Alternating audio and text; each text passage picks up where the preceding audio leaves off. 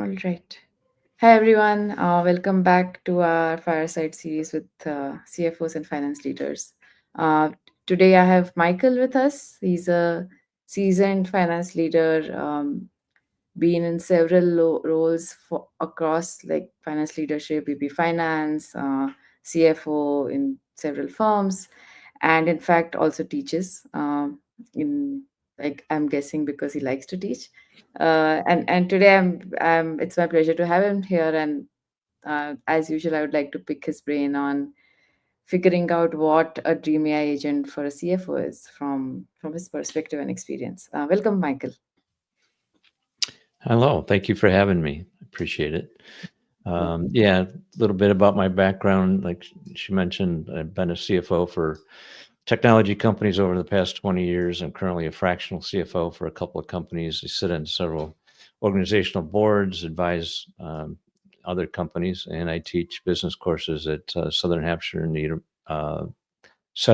New Hampshire University. I'm a CPA and I've earned my MBA from George Mason University. Wow. So I studied at Maryland. So I think that yeah. So I did Right. my master's PhD at Maryland.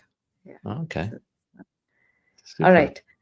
Okay. So let's start with what does a CFO or let's say a finance leader actually do on a daily basis? Um, yeah. Okay. It's a good question. um, it depends on the day. Obviously, CFO doesn't do exactly the same things every day. There's always things that come up, but uh, generally, there are some tasks that are different days of the week. But basically, review the month-to-date revenues, cash balances, month-to-date actual and budget numbers, just to make sure that we're on course to meet our budget for the month and see if there's any corrections that need to be done. Mhm. So basically track cash against a plan is is Right. is is good summary.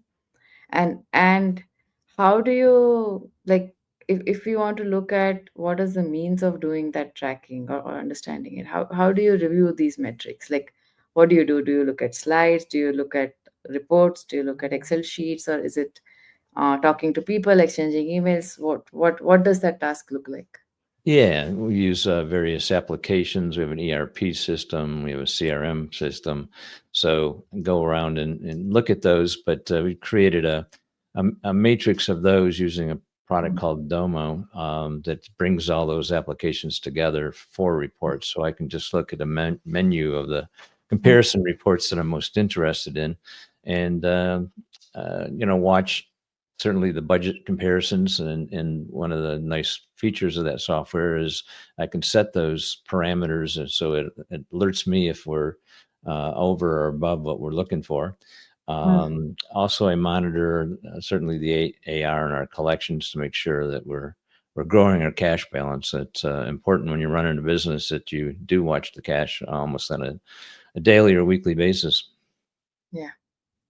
And let's say while looking at this information, there is something that you need clarity with.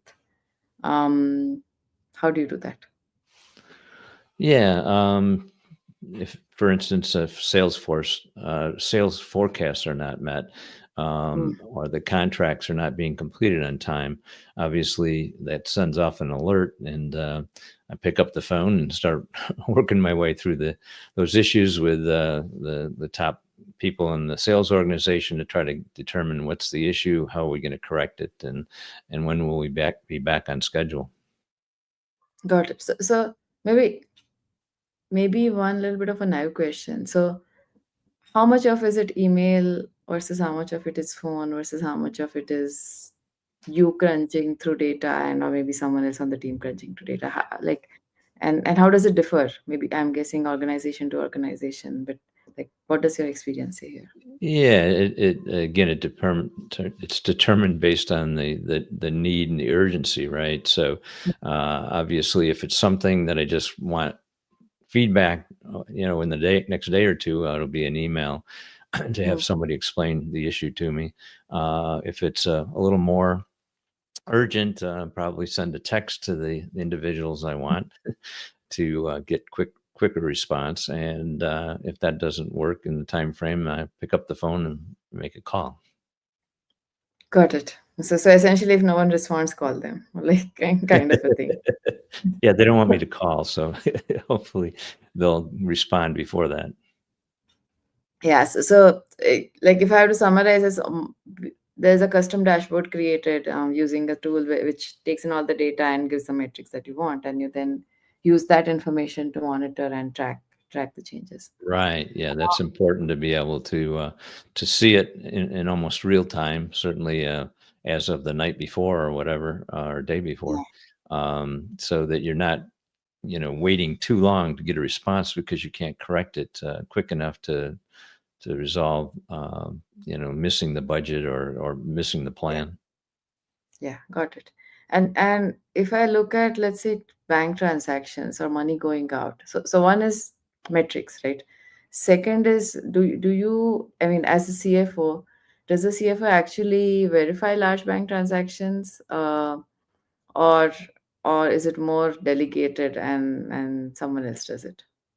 Yeah, generally it's delegated to people to watch it and then bring it to my attention if again it's not meeting our expectations. So some of the higher levels, I get to see every day, but if there's something down below, I probably wouldn't see it. So that's where the delegation comes in, and people need to. Uh, Contact me if they see something that's going to go awry in the near future, and so we can try to correct it before it happens. Okay, and is it fairly straightforward, or there are some kind of pain points frequently when you have Um, this kind of monitoring? yeah, it's depends on again the situation. Give you an example. We're hiring people internally to do what our outside vendors were doing, and Mm, it was very successful because it increased our gross profit margin from 60 mm, to 80. Um, but we got to the point where we were hiring too many too fast, and so we needed to watch that. So we had a metrics that showed us the sales revenue produced per employee that we hired in that group. mm, mm, mm. And when it started declining, we put a stop on hiring and said, we got a training problem. We've got, Yeah. issues with who we're hiring or whatever it is. Let's fix that before we hire anybody else. So I forced them to get back up to the sales per employee number Mm. before they could start hiring again. And then obviously they at that point established better training, better supervision of the new employees, and maintain continued growth of the higher sales per employee metrics. Got it. So this again is more of find see maybe look at a behavior of a metric and then maybe get into meetings and talk to people and put a process in place, or a lot of this does happen over emails and documents and all of those things. Yeah, we may find that we don't have a metrics in place, and we need one so that we can monitor it and make changes quicker. So, generally work with each department manager to find out, what they need to manage their business, their operation, and they're all incented to do that based on objectives and goals, and which they get compensated on. So, it's important Mm, for them to be able to make the numbers we're looking for and to determine whether they're on track or not on a more often basis. So generally, most of them are weekly. Some are daily if it's that important, and some mm, we don't know until the end of the month.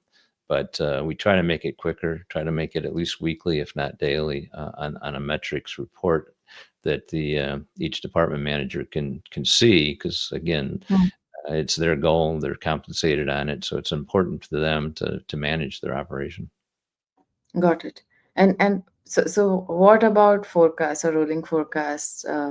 Is that a frequent exercise, or that's also something which is set up in a dashboard and monitored? Yeah, no, again, it's monitored very closely. We use the software with in junction both the ERP and the CRM. Mm, So we mm, have like agreements that customer agreements and contracts that usually last 3 to 6 months. So we need to know where we're at. So the ERP system will give us what we've built so far against the contracts. The CRM will give us the total amount of the contract, subtract what we've done so far, and Mm, forecast what we still need to do, and find out whether we're on track, we're ahead. Um, at the forecast, did we produce everything that was needed for the contract? So we monitor that pretty closely to make sure the forecast of revenue coming in is right on target, as well as the forecast of future sales, right? So mm, we mhm, monitor that through CRM, through Salesforce.com, and we have very closely monitored at the different levels, whether it's just an 80% possibility or a 20% possibility mm, of this contract being on time. So we have different dates in there too. Here's the expected close date. Here's the expected contract start date. Here's the end date of the contract. So when we know how to spread that revenue from the start to the end of the contract, and again, it's in the criteria of, do we deliver weekly? Do we deliver monthly during that period of time? Do they want it front loaded or back loaded with the mm. information that we're providing? So now all these things that you do, or maybe your team does, um, who does it when you are working for a smaller organization? So is it like literally you as a CFO sit and build those Excel sheets, or you take a template, or how does it work? Yeah, there's certainly templates available, but we customize them. These things are delegated, like I said, different department heads, different Mm, vice presidents have to do certain things. The controller has certain criteria that he's responsible for. mm, And again, as long as they're within targets and so forth, it's a nice peaceful day. But if we're not making something right, or somebody's got a warning light blinking, then obviously I have to get involved and see how we fix it quickly so that we can get back on track. got it. And how often is there an oversight, and actually how are oversights managed? Well, we have generally weekly briefings, if and for those weekly meetings for each of the departments, it's again to bring up any issues that have arisen, from the previous week, Mm, any things that they flag that they see in the future. So we don't try to discuss, daily things that went on, but we always want to know, is there something that we need to fix? Number one. Number two, is there something can we avoid in the future mm, by making corrective action? So that's usually done on a weekly meeting standpoint. got it. And do people actually create weekly reports and things like that for this, or is it again more like a conversation and then a consolidation or something like that? There's an agenda for these meetings, and like I said, it's what's critical is up front. Let's get Mm, that discussed right away, and then planning it comes next. But generally, planning is done more on a monthly basis. But mm, if there's a plan to fix something the following week, that'll come up. And the agenda, like I said, or maybe something, from a standpoint of we need particular software to fix something, and did did we need help from somebody outside that particular department to provide IT support, whatever it might be. So those meetings have a basic agenda, and we try to keep them very short. I okay. never like meetings more than an hour, so I generally like them to establish 30 or 45-minute meetings Mm, so that we can get on to the next subject after that meeting. got it. And then where does compliance come into play in all of this? Because there is reports, there is metrics, all of that. But how do you monitor compliance and ensure actually compliance? Yeah, well, we start the fourth quarter or the end of the year, prior year, Mm, to start building our budgets and forecasts. We start with the forecast. We start with sales. Mm. It's kind of hard to plan the expense until we know what our revenues expectations are. So we take a look at the current year where we're at against what our forecast was. We look Mm. at the customers that are going to grow, the customers that might go away. We look at new products that we're bringing online, and when will they be online, and who's the target? Is it existing customers or new customers? And try to create revenue plans for all those, and then we can go to the expense side of it. What do we need to accomplish that amount of revenue? What kind of additional support people, staff we need? Production people and whatever else, even if it's more supervisory people to manage that kind of growth. So it's important that we, determine what we think we're going to do in the revenue first, Mm. and then we try to build an expense plan around it. Got it. And all of this information is like, where does it sit? Does it sit in the ERP? Does it sit on Excel sheets? Where does it sit? Yeah, it's mostly the revenue side of it is planning is done in the CRM, Mm. but that does uh, interface with the ERP, and then the ERP is where we put the budget information. So in there, the department heads can see what they're tracking at, what their current spend rates are, their current employee headcount is, and based on what we're telling them they need to do in the next year, they come back with new hires. When do they think they need the new hires? What quarter? Um, what new expenses, if they need new software, be able to monitor their growth, or to provide additional services. That all goes in there, and we do a comparison. Then we go back and kind of make sure that they're in line with what Mm. our goals are. So if we're going to grow revenue by 80% next year, I don't want them to plan more than 40% in expenses. So we watch that very carefully. And then at the end of during the first quarter, if our sales goals aren't met, we immediately stop the expense growth, stop hiring, stop, any kind of additional expenses that we don't need until we get to the revenue Mm. number. Got it. Yeah. So essentially, you want to mitigate the risk of negative. Or yeah. Yeah.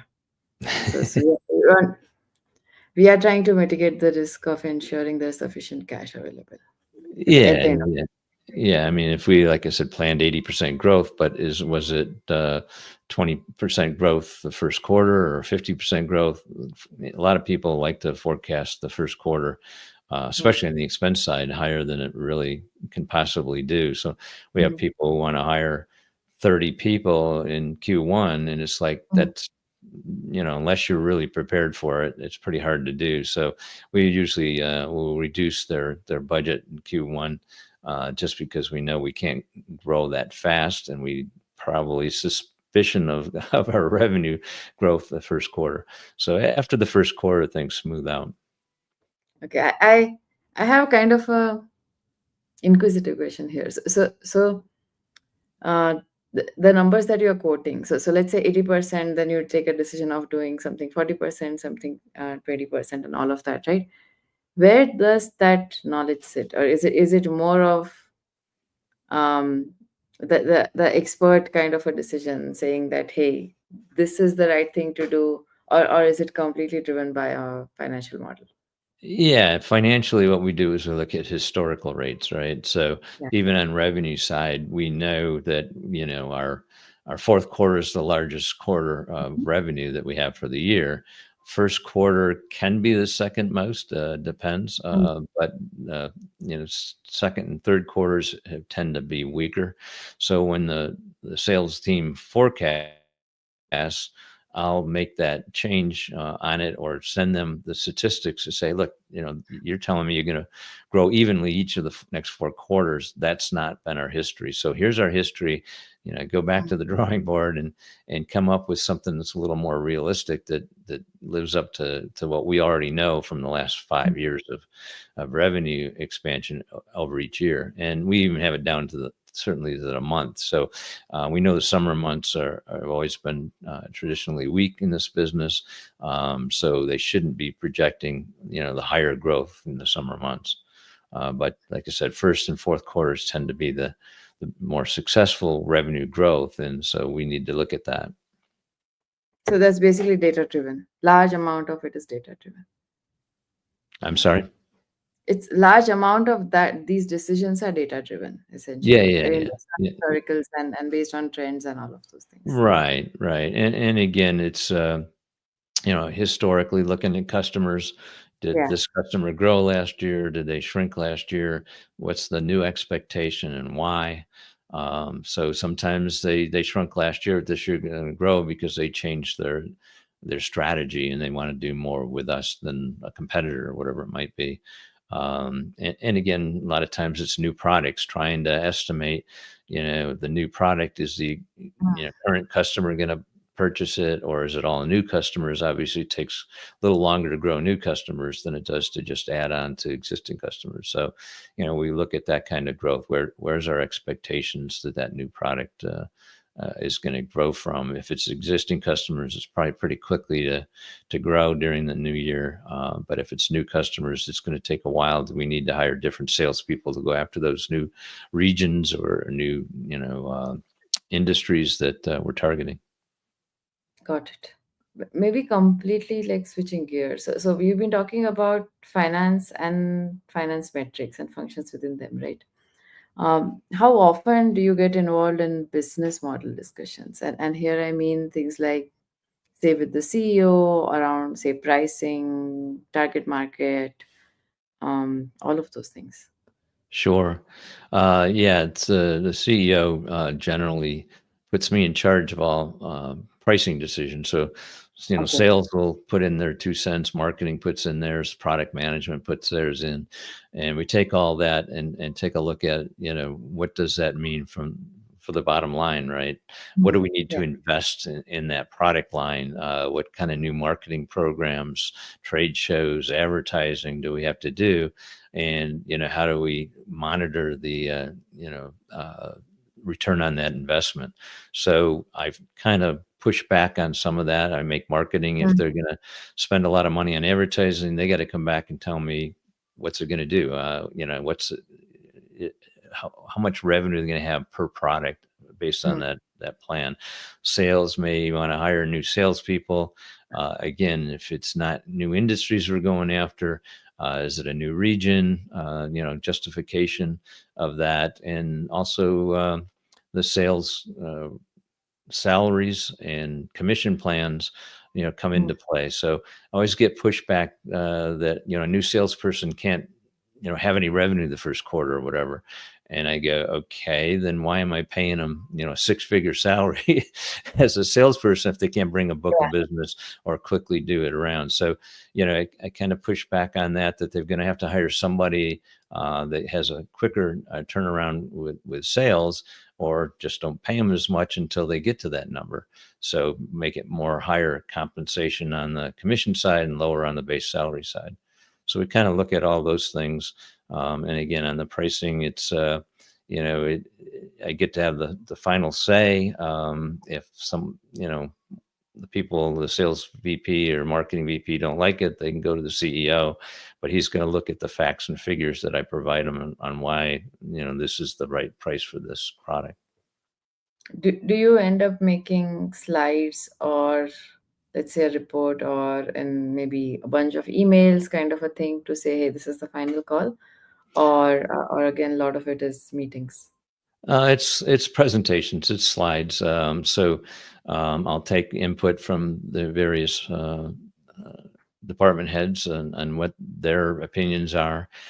why Mm. they think it should be this or that. I usually will push back and make sure that they have, competitive information in there. They have, cost information, everything else before they, finalize their slides. I'll take them and then, based on, the overall picture, come up with a Mm. recommendation to the CEO and the board as to what we should do.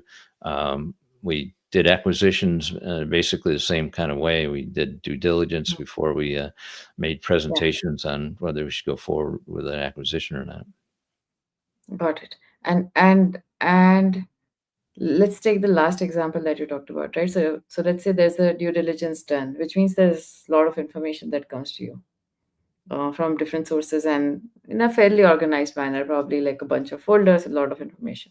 Now, now from there to slides uh, is potentially dedicated few days of work or few hours of work, or it needs experience to the extent that hey, I should have done it multiple times. Do you use any tool to do that, or is it more like understand all the information and then put it across in the way you know that the audience will receive it? Like, Uh, how does that work? yeah, basically research, right? So take what that information is, try to find justification for it using research tools. Um, uh, Sometimes it's calling customers to find out what our competition's doing. Mm. But it's mostly a research for verification of our Mm. facts and do we have them right. On the cost side of things, obviously talking to vendors, making sure that whether we can get a better cost or lower the cost so we can offer a Mm. better price, if we do better quantities based on our forecast, things like that. Mm. Got it. Yeah. So basically, do the research and then uh, the insights are based on your interpretation or collection of interpretation, and then that's what makes it to the final presentation. Yep. Yeah. So maybe one question on what are the clerical activities that you do? So if I have to break down your day in, I spend, let's say, 10% on email, 20, say 30% on phone calls, 80% on meetings, some such thing. So what does that like? What does that split look like? Um, well, I try to keep meetings down to, less than 4 hours a day. Which is um, still half of your day. yeah. So I try to keep those to a minimum and spread them out over the week so they're not all on the same days. Mm. Um, I would say email certainly, first thing in the morning. I generally will go back and look at them maybe mid morning, uh, lunchtime, mid afternoon, and Okay. um, later in the day, and then usually at night before I go to bed to see if there's any emergencies or whatever. So emails I check, but specifically times that I'm not watching it all day long. Although I do Mm. have obviously it on my cell phone if I need to, but generally respond quicker if it's a text message because it beeps my phone. I don't let my emails beep my phone because there's too Mhm. many. So a text message might alert me to go look at an email or something like that. Um, the rest of the day is again working with vendors, banks, auditors, whatever it is, depending on the time of the year. Looking at software to enhance, so each department might come up with some ideas. So we'll organize demos to go see what that software looks like, to see how it's going to affect us, and trying to always kind of look for improvements. So, what can we do better? What needs to be changed? Also, recruiting. HR is reported to me, so usually if it's a high level recruitment, I'll be one of the last ones to interview before we make an offer. Got it. And what about external trends and news and let's say things like tariff coming in? Or maybe a new regulation coming in. What is your source of information for that? Is it like curated websites or Sometimes websites, sometimes just doing searches, Google searches, doing AI searches on quick topics to see if there's something that piques my interest. I do, occasionally get things referred to me. Did you see this? Um, did you see that our competitor did this? Our customers, reducing their footprint. So a lot of it's, referrals of news articles or things that I need to look at. Got it. You don't kind of have a dashboard where you monitor that kind of external news happening coming in, kind of Um, relevant to the organization. yeah, right now I rely on mostly the people Yeah, around me. I don't have a automated set of uh, requirements or requests got it. for Yeah, like AI to go find me all the news every morning or whatever. I do have some of that, but I generally don't spend a lot of time on those things unless it piques my interest. But it's mostly referrals from others to that I should be attentive to this particular issue. got it. And what are the documents that you look at every day on a daily basis? Documents, man, I don't look at too many documents. Everything's generally online. Hmm. Um, you know, Even uh, online, what are the documents? So, yeah, so I it's mean, if what kind of PDFs or reports or what is yeah, it?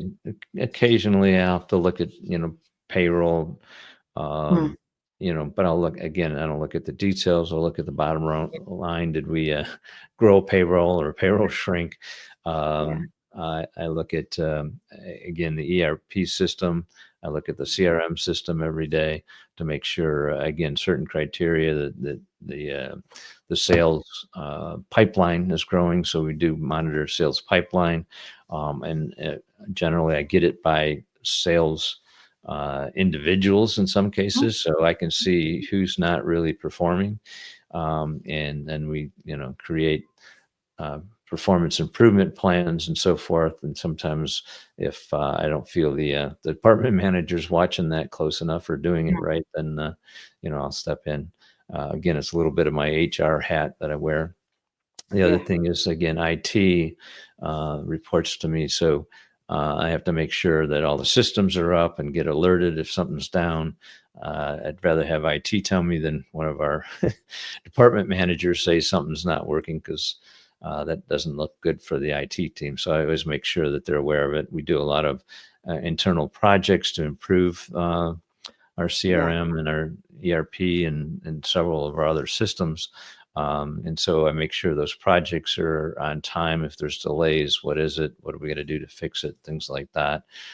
So again, I use this product called Domo that we create all hmm, these monitoring systems for, and they are set up with alerts. So it generally alert me, but by then it's usually alerted everybody else, and they're on it, and they'll usually let me know, you're going to see this alert, but I'm already working on it.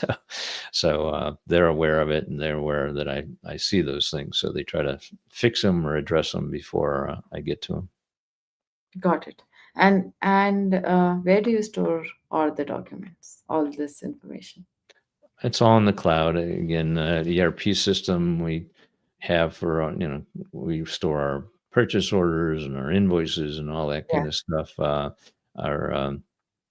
customer orders and so forth are in the CRM. We even do move the invoices to the CRM so the salespeople can see, their customers' invoices in the past, in case there's any questions about it or whatever. And again, it helps them forecast for the future. So, they can see all that in their CRM accounts. got it. And do you use any AI tools for any of this in addition to the software that you have already mentioned?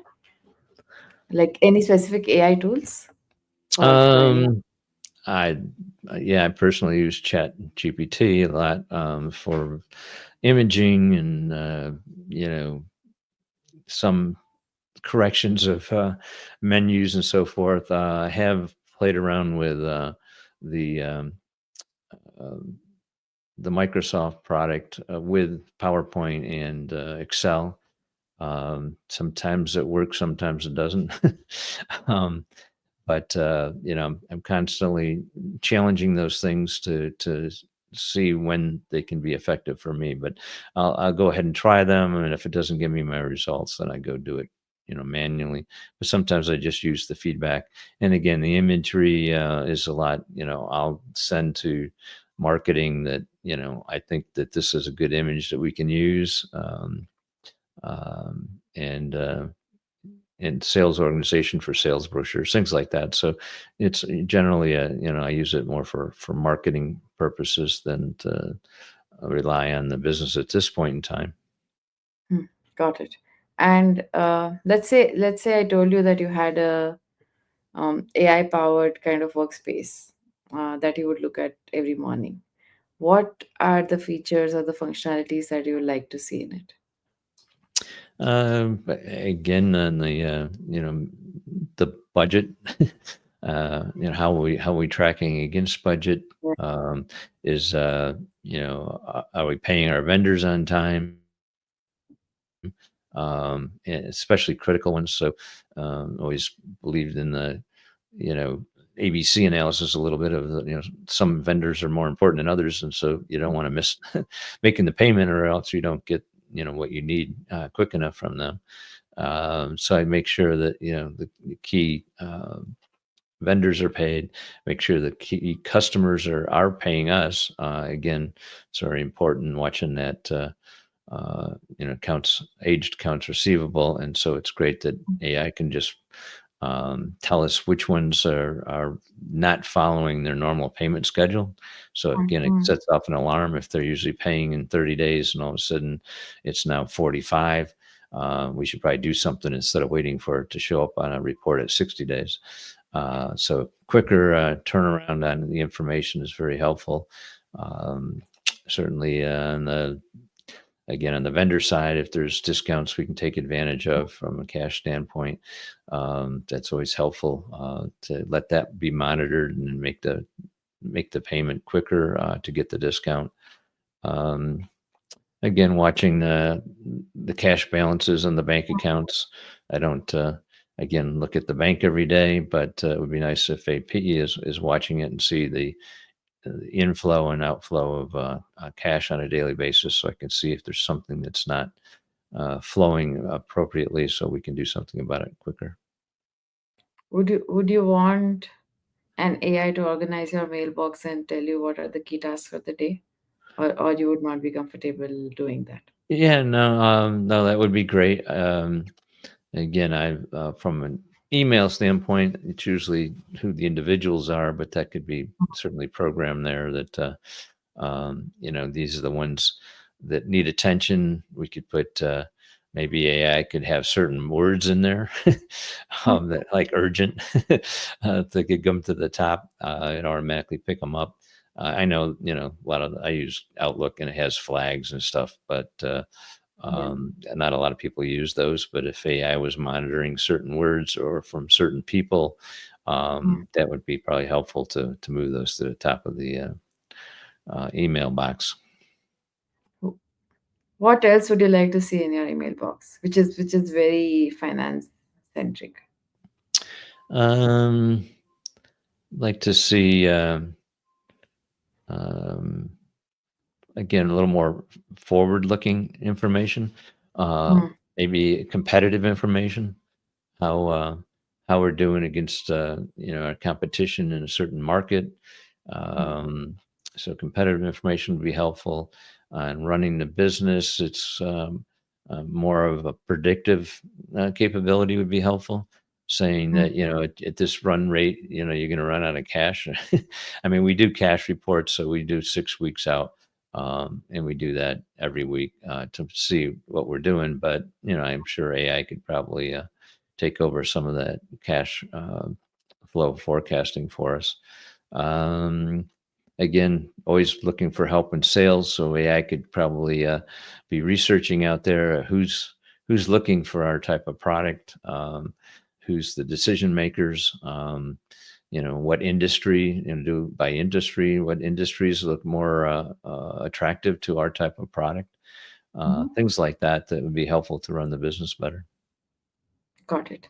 Maybe two more questions. The first one is, in the last maybe few weeks or few days, have you come across some task or multiple tasks where you kind of felt, hey, I want some AI to do this. I don't want to do it. Um, What? um, Probably um, information on um, where we're not looking, so to speak. What Yeah. aren't we monitoring? What other areas should we look at? You know, that again, once you're up and running and your operation seems to be smooth, sometimes you get to the point where you're not paying attention. And I think something like a AI bot could give us ideas of improvements on things, looking at again, historically, here's what we've done, but it could improve by doing this and that. So I know it's a little more intelligent oriented, but I think that's Mhm. where we're headed. Um, I um, like to again see alerts. I don't like to have to go looking for things. So I think AI could go in and probably create even more alerts for me and let me know Mhm. even further ahead. So it could say, okay, this isn't urgent, but you know, you need to look at this in the next day or two before it becomes urgent, would be very helpful. Got it. And maybe the last question, what does your dream AI agent for a CFO look like? I'm sorry, say that again. What does your dream AI agent for a CFO look like? Like, if someone told you, just design your dream AI agent, what would that be? Okay. I'm a very goal oriented person. I like all my direct reports to have objectives. I would love to have AI monitor all those objectives for me instead of me having to go find out, did this person accomplish this on a certain day. So it would be Mm, very nice if AI could work with me to create the objectives for each individual, mm, and then monitor those objectives um, on a daily basis to see where they're at, or at least a weekly basis, but eventually a daily basis. Did this individual do anything towards this objective today, right? um, I used a few products. One was Workday, where they mm. have it, but there's again more of a almost a monthly or quarterly objective following and tracking. Again, that's too long. I think we need to know something sooner than that. Mm, And if the objective is no longer valid, too, say we made a change in the position or we reduce staff or something, AI should be intelligently enough to know that we've got to change that objective. Um, so that would be helpful too, that it could monitor the business to make sure mm. that the objectives are still valid on almost a daily or weekly basis. Got it. All right. I think that kind of, on that note, I think we can end. Any final thoughts that you want to um, talk about?